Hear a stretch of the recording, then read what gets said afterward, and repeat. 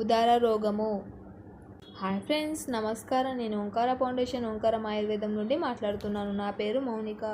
ఈరోజు మన గురుగారు చాలా మంచి ఆరోగ్య చిట్కాలు తెలియజేశారు. అది ఏంటో మీకు ఈ వీడియోలో తెలియజేస్తాను. వేంపల్లి వేరును ముద్దగా చేసి మజ్జిగలో కలిపి సేవిస్తే చిరకాలము నుండి ఉన్న ప్లీహోదరం తగ్గుతుంది. నోటికి నేతిని పూసుకొని శంఖభస్మ 10 గ్రాములు నిమ్మపండు రసంలో కలిపి సేవిస్తే చాలా పెద్దదిగా పెరిగిన ప్లీహం తగ్గుతుంది. ఆముదంలో లేదా జ్యోతిష్మతి తైలం, మాల్కాగని విత్తుల నూనె గాని ఆవు పాలలో కలిపి సేవిస్తే విరోచనం సాపిగా అయి ఉదర రోగికి కొంచెం ఉపశమనం కలుగుతుంది. ఈ వీడియో కనుక మీకు నచ్చినట్టయితే లైక్ చేయండి, షేర్ చేయండి, సబ్స్క్రైబ్ చేయండి. స్తన సౌందర్యం గురించి తెలుసుకుందాం. హాయ్ ఫ్రెండ్స్, నమస్కారం. నేను ఓంకార ఫౌండేషన్ ఓంకారం ఆయుర్వేదం నుండి మాట్లాడుతున్నాను. నా పేరు మౌనిక.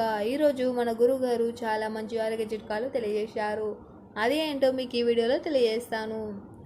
తెల్లబోనంతరం, సమూలం, గుమ్మడి వేర్లు, పిప్పుళ్ళు ఈ మూడిటిని సమాన భాగాలుగా కలిపి గంధంలాగా నూరి ఈ మొత్తమునకు రెట్టింపు నువ్వుల నూనె చేర్చి తలపాకంగా కాచి రోజు నిద్రించే ముందు ఈ తైలం తడిపిన దూదిని స్తనాలపైన కట్టి ఆ తైలాన్ని 2-3 చుక్కలు నస్యం చేస్తూ ఉంటే వాలిపోయిన స్తనములు గట్టిపడును.